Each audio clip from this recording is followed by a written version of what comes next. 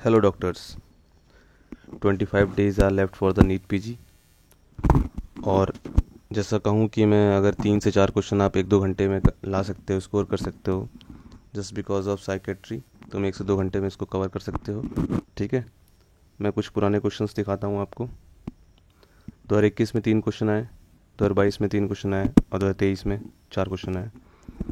और जो अगला क्वेश्चन भी आएंगे वो इन्हीं टॉपिकों के बीच में से आएंगे। ठीक है, 4 से 5 या 3 से 4 क्वेश्चन तो आएंगे ही आएंगे, जिनको आप 1 घंटे से अंदर ही अंदर इसको कवर कर सकते हो। और मैं इसको एक ओवरव्यू दे देता हूँ, आपको समराइज़ कर देता हूँ। पहले क्वेश्चंस देख लेते हैं। 2021 में जो पहला क्वेश्चन था, which of the following is form of thought disorder. ठीक है, डिसऑर्डर इसमें और साइकेट्री में क्या होता है कि आपको कुछ एक कैचिंग वर्ड्स देंगे, एक क्लिनिकल फीचर्स के फॉर्म में देंगे, और उससे आपको डायग्नोसिस बनानी होती है, उसका मैनेजमेंट क्या है, बस यही है। ठीक है, 3 से 4 क्वेश्चन आपके इसमें कवर हो जाएंगे। तो पहला क्वेश्चन तो आपने थॉट डिसऑर्डर देख लिया। दूसरा डिलीरियम ट्रेमेंस पे क्वेश्चन आएगा, 100% आएगा। इस बार एफएमजी में भी आया था पिछले महीने, इसी महीने जुलाई में। अल्कोहल अच्छे से पढ़ लेना। डिपेंडेंस जो 2023 में क्वेश्चन आया था, डिपेंडेंसी आई थी। ठीक है, विच ऑफ द फॉलोइंग करके स्टेटमेंट दिया था। तो इसमें कोर्सकोफ साइकोसिस और वर्निके एंसेफेलोपैथी तो पढ़ लें। ठीक है, इसका न्यूमोनिक भी है एक, गोवा करके। ठीक, और B1 देते हैं इसमें, थियामिन। तीसरा क्वेश्चन था काउंटर ट्रांसफेरेंस के ऊपर। काउंटर ट्रांसफेरेंस क्या होता है? ड्यूरिंग थेरेपी हम कॉन्शियस और अनकॉन्शियस फीलिंग देते हैं, ठीक है, मिक्स करके, उसे हम बोलते हैं काउंटर ट्रांसफेरेंस। ठीक है, सॉरी। 2022 में क्वेश्चन आया था, ओपिएड ओवरडोज हो रखी है तो क्या देते हैं हम? IV नैलोक्सोन देते हैं। ये नेजल स्प्रे के फॉर्म में भी आता है। फिर इस बार हॉट टॉपिक जो है वो बुलिमिया के ऊपर, ईटिंग डिसऑर्डर पे पक्का आएगा, क्योंकि एफएमजी में भी आ रखा है। तो बुलिमिया नर्मोसा पे आया था, क्या आया था कि वो बहुत ज़्यादा बिंज ईटिंग कर रही है, उसके बाद पर्जिंग हो रही है। ठीक है, वॉमिट कर दे रही है। तीसरा क्वेश्चन आया था पोस्टमार्टम ब्लूज़ के ऊपर। ये क्या होता है? अगर 4 दिन के पहले है, ठीक है, तो BPD इसका निमोनिक है, ब्लूज़ होगा, साइकोसिस होगा, फिर डिप्रेशन होगा। ठीक है, नाम में ही है। उसके बाद 2023 में के क्वेश्चन देखें जो इस साल के थे, पिछले साल के। कोकेन इंटॉक्सिकेशन में कैसा हेलुसिनेशन होता है? टैक्टाइल हेलुसिनेशन हो सकता है, मैंने प्रीवियस वीडियो बना रखी है इसके ऊपर। तो उसे हम फॉर्मिकेशन बोलते हैं। दूसरा आया था कन्वर्जन डिसऑर्डर के ऊपर। सडनली कोई अगर ब्लाइंड हो गया, ठीक है, इस टाइप में, तो ला बेली इंडिफरेंस बोलते हैं इसको। तीसरा एक प्रोटोकॉल आया था, स्कोप प्रोटोकॉल। ठीक है, इसके नाम में ही छिपा होता है। और चौथा आया था डिपेंडेंसी पे, which of the following is a defining करके आया था। ठीक है, अब इस पर कुछ डिसऑर्डर्स देख लेते हैं फटाफट, मैं ओवरव्यू देता हूँ आपको। स्किज़ोफ्रेनिया अगर है तो उसके डायग्नोसिस बनाओगे तुम डिल्यूजन, हेलुसिनेशन और बिहेवियरल डिसऑर्डर पे। ठीक है, और ट्रीटमेंट में क्या देते हैं हम इसमें? एटिपिकल एंटीसाइकोटिक देते हैं। इसका निमोनिक याद कर लेना, किसका?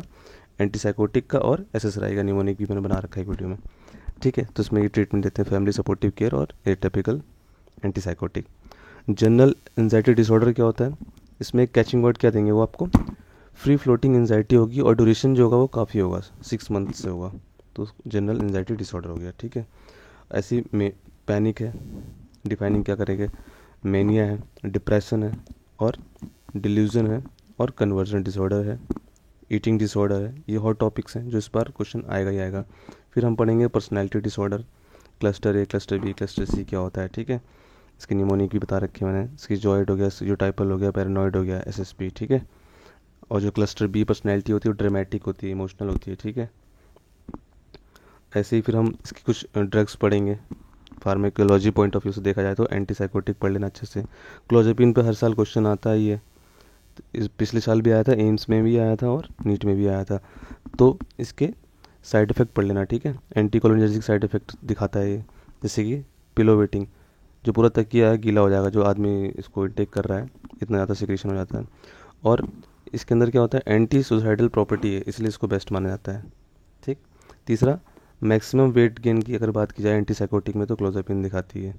और least extra pyramidal side effect होता है, इसलिए क्लोज़ेपिन का इस्तेमाल किया जाता है। कुछ क्वेश्चंस आजकल इस पे बन रहे हैं बहुत ज़्यादा। लीस्ट सेक्सुअल साइड इफेक्ट, ठीक है, एपिराजोल है।